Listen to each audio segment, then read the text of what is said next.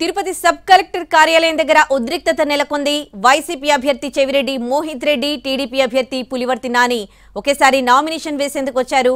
ఇదే సమయంలో పరస్పరం రాళ్ల దాడి చేసుకున్నారు. టీడీపీ, వైసీపీ కార్యకర్తలు, ఇరు పార్టీల కార్యకర్తలను పోలీసులు చెదరగొడుతున్నారు.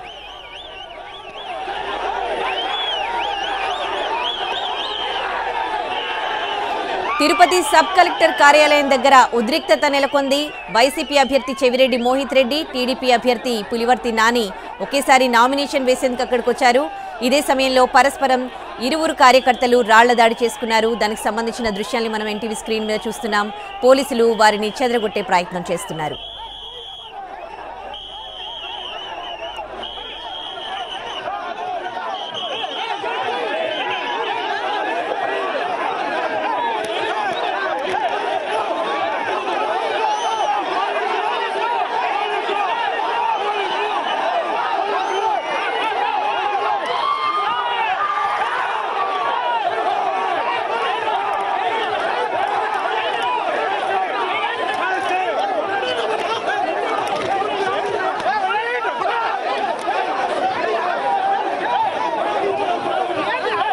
తిరుపతి సబ్ కలెక్టర్ కార్యాలయం దగ్గర ఉద్రిక్తత చోటు చేసుకుంది. దానికి సంబంధించిన దృశ్యాల్ని మనం చూస్తూ ఉన్నాం. టీడీపీ అలాగే వైసీపీ అభ్యర్థులు ఒకేసారి నామినేషన్ వేయడానికి అక్కడికి చేరుకున్నారు. వారి వెంబడి భారీగా రెండు పార్టీల కార్యకర్తలు కూడా అక్కడికి వచ్చారు. పరస్పరం నినాదాలు చేసుకున్నారు. దీంతో అక్కడ ఉద్రిక్త పరిస్థితి నెలకొంది. ఇరువురు కార్యకర్తలు కూడా ఒకరిపై ఒకరు రాళ్ల దాడి చేసుకున్నారు. దీంతో వారిని చెదరగొట్టే ప్రయత్నం చేస్తున్నారు పోలీసులు.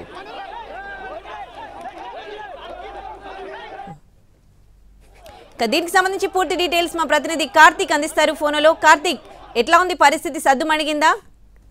ఇంకా ఉద్రిక్తమైనటువంటి పరిస్థితి ఇక్కడ నెలకొందని చెప్పుకోవాలి.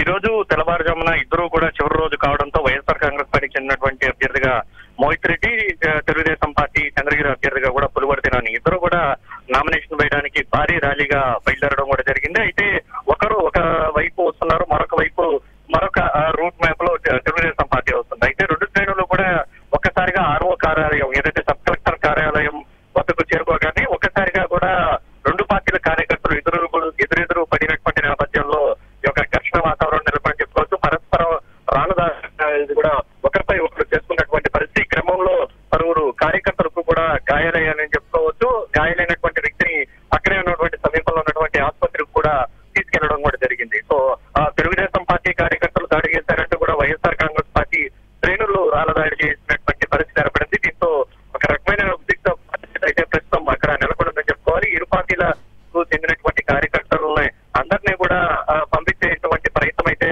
చేస్తున్నారని చెప్పుకోవాలి. అయితే తెల్లవారుజాము నుంచే కూడా ఇద్దరు కూడా రెండు ఖచ్చితంగా గొడవలు జరగకుండా చూడాలని చెప్పి పోలీసులు పలు రకాల చర్యలు చేపట్టినప్పటికీ కూడా ఆర్టీఓ ర్యాలీ వరకు బాగానే సాఫీగా సాగినప్పటికీ కూడా ఇరువురు అభ్యర్థులు కూడా ఒకేసారి ఏదైతే రిటర్నింగ్ ఆఫీసర్ కార్యాలయం వద్దకు చేరుకోగానే ఒక గొడవ తలెత్తినట్టుగా కూడా మనకు చాలా స్పష్టంగా అర్థమవుతుంది. దీంతో ఏదైతే వెళ్తున్నటువంటి క్రమంలో చెవిరెడ్డి కారు మీద కూడా రాళ్ళు వేసినటువంటి పరిస్థితి ఏర్పడింది. మరొక వైపు తెలుగుదేశం పార్టీ శ్రేణులని వైఎస్ఆర్ కాంగ్రెస్ పార్టీ శ్రేణులు రెచ్చగొట్టాయి. దాని కారణంగానే మేము తిరిగి బదిలివ్వాల్సి వచ్చిందంటూ కూడా తెలుగుదేశం పార్టీ కార్యకర్తలు చెబుతుంటే, లేదు ఒకరిపై ఒకరు ఇలా పరస్పరం ఆరోపణలు చేసుకుంటూనే భౌతిక హత్యలకు కూడా దిగినటువంటి పరిస్థితి. సో దీంతో పోలీసులు రంగప్రవేశం చేసి అందరినీ కూడా చెదురుమదురుగా అందరినీ కూడా చేసేటువంటి పరిస్థితి ఏర్పడింది. ప్రస్తుతానికైతే అందరినీ కూడా రెండు పార్టీల కార్యకర్తలని ఎవరికి వారిని వాళ్ళ వైపు పంపించే ప్రయత్నం చేశారు. అయితే ఇప్పటికీ కూడా ఒక రకమైనటువంటి ఉద్రిక్త వాతావరణం అయితే నెలకొంది. ఏ సమయంలోనే అభ్యర్థులు బయటకు వచ్చినటువంటి క్రమంలో ఒకేసారి కలిస్తే మాత్రం పరిస్థితి అదుపు తప్పేటువంటి అవకాశం ఉంటుంది. కాబట్టి పోలీసులు మాత్రం చాలా కఠినమైనటువంటి నిర్ణయాన్ని తీసుకోవడానికి మాత్రం ఎలాంటి వెనుకడుగు వేయకుండా కూడా. Thanks for the updates Karthik.